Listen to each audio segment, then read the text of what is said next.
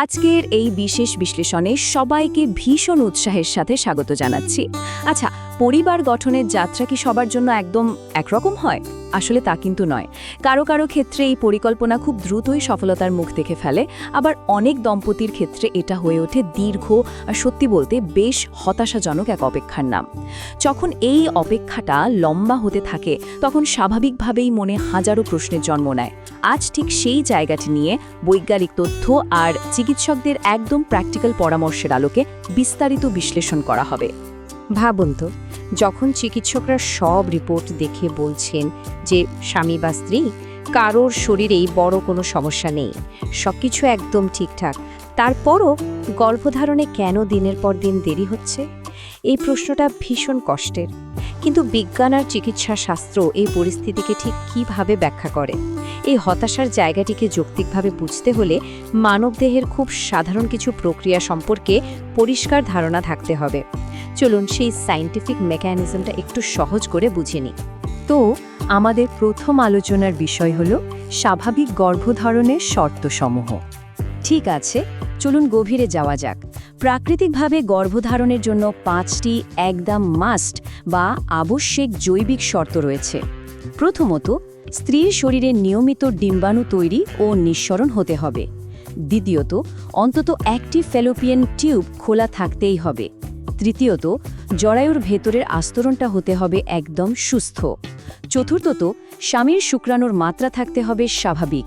এবং পঞ্চমত, শারীরিক মিলনের সক্ষমতা। এর যে কোনো একটার ঘাটতি হলেই কিন্তু প্রাকৃতিকভাবে গর্ভধারণ করাটা বেশ কঠিন হয়ে পড়ে। এখন কিছু খটমটে মেডিকেল শব্দ একটু সহজ করে নেওয়া যাক, যেমন ওভিউলেশন। এর মানে হলো ডিম্বাশয় থেকে পরিপক্ক ডিম্বাণু বের হয়ে আসার প্রক্রিয়া। আর ফ্যালোপিয়ান টিউব হলো সেই রাস্তা যেখান দিয়ে ডিম্বাণু আর শুক্রাণু যাতায়াত করে। এরপর সেই ভ্রূণ জরায়ুতে এসে বসে। এই ভ্রূণ বসার জন্য জরায়ুর ভেতরের যে দেয়ালটা তৈরি থাকে তাকেই চিকিৎসকরা বলেন এন্ডোমেট্রিয়াম। ব্যাপারটা অনেকটা বীজ বোনার জন্য মাটি প্রস্তুত রাখার মতো। এবারে দ্বিতীয় অংশে আসি। এই যে আমরা এতক্ষণ ধরে বলছি ব্যাখ্যাহীন বন্ধ্যত্ব বা আনএক্সপ্লেইনড ইনফার্টিলিটি, এটা আসলে কি? সোজা কথায় বলতে গেলে আগের ওই 5টি শর্তই ঠিকঠাক পূরণ হচ্ছে, অথচ কোনো জন্ম নিয়ন্ত্রণ পদ্ধতি ছাড়া টানা 1 বছর চেষ্টা করার পরও সফলতা আসছে না। ঠিক এই অবস্থাকেই বলা হয় ব্যাখ্যাহীন বন্ধ্যত্ব। এখানে এই 1 বছর সময়কালটা কিন্তু একটা বড় মাপকাঠি, এটা সবসময় মাথায় রাখতে হবে। আর এই তথ্যটাই সত্যি চমৎকারভাবে পুরো চিত্রটা তুলে ধরছে। খেয়াল করলে দেখা যাবে বন্ধ্যত্বের সম্মুখীন হওয়া দম্পতিদের মধ্যে 10 থেকে 30% কিন্তু এই একই অভিজ্ঞতা হয়।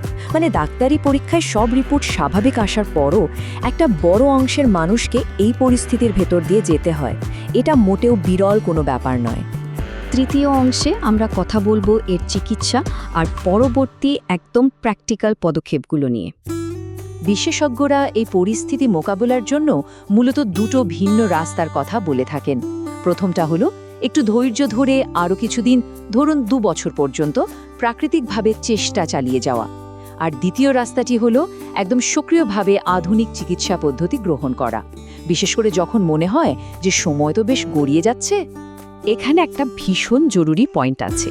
চিকিৎসকেরা বলে থাকেন যে এ ধরনের ক্ষেত্রে মাসের পর মাস শুধু ডিম্বাণু তৈরির ওষুধ খেয়ে যাওয়াটা মোটেও যথেষ্ট নয়, বরং সামর্থ্য থাকলে এর পাশাপাশি আইইউআই, আইভিএফ বা আইসিএসআই এর মতো আধুনিক চিকিৎসাগুলোতে গেলে সফলতার হার ম্যাজিকের মতো বেড়ে যায়। এগুলো গর্ভধারণের সম্ভাবনাকে বিজ্ঞানসম্মতভাবে অনেকটা বাড়িয়ে দেয়। এর বাইরেও আরও কিছু ব্যাপার আছে। কখনো কখনো ল্যাপারোস্কোপি বা হিস্টেরোস্কোপির মতো ছোটোখাটো সার্জারিগুলো শরীরের ভেতরে লুকিয়ে থাকা কোনো অজানা সমস্যা খুঁজে বের করতে দারুণ কাজ দেয়। আর হ্যাঁ, ডায়াবেটিস বা থাইরয়েডের মতো সমস্যা থাকলে সেটাকে একদম কড়া পাহারায় বা নিয়ন্ত্রণে রাখতে হবে, কারণ এগুলো প্রজনন তন্ত্রের উপর সরাসরি প্রভাব ফেলে। এবার আসি চতুর্থ এবং শেষ ধাপে, আমাদের দৈনন্দিন জীবনযাত্রায় কি কি পরিবর্তন আনা দরকার। এই ব্যাপারগুলো কিন্তু একদম আমাদের হাতের মুঠোয়, চাইলেই আজ থেকে শুরু করা যায়। শরীরের ওজন ঠিক রাখা, একটু ঘাম ঝরিয়ে ব্যায়াম করা, এগুলো ভীষণ দরকারি। আর ধূমপান বা মদ্যপানের অভ্যাস থাকলে তা পুরোপুরি বাদ দিতে হবে। চা কফি একটু কমিয়ে আনা এবং সবচেয়ে বড় কথা স্ট্রেস বা মানসিক চাপ একদম দূরে সরিয়ে রাখা। এই ছোট ছোট পরিবর্তনগুলো একসঙ্গে মিলে শরীরের ভেতর এমন একটা পরিবেশ তৈরি করে যা গর্ভধারণের সম্ভাবনাকে কয়েক গুণ বাড়িয়ে দেয়। একদম শেষে এসে একটা বড় প্রশ্ন থেকে যায়, ব্যাখ্যাহীন বন্ধ্যত্বের ক্ষেত্রে আধুনিক চিকিৎসা আর আমাদের এই ছোট ছোট স্বাস্থ্যকর অভ্যাসের মেলবন্ধন কিভাবে একটা সফল পথ তৈরি করতে পারে। মনে রাখা দরকার, সমস্যার কোনো সুনির্দিষ্ট কারণ না জানার অর্থ এই নয় যে এর কোনো সমাধান নেই। সঠিক সময়ে বিশেষজ্ঞের সাহায্য আর লাইফস্টাইলে পজিটিভ চেঞ্জ আনার মাধ্যমে কিন্তু কাঙ্ক্ষিত সফলতা আসতে পারে। জানার এই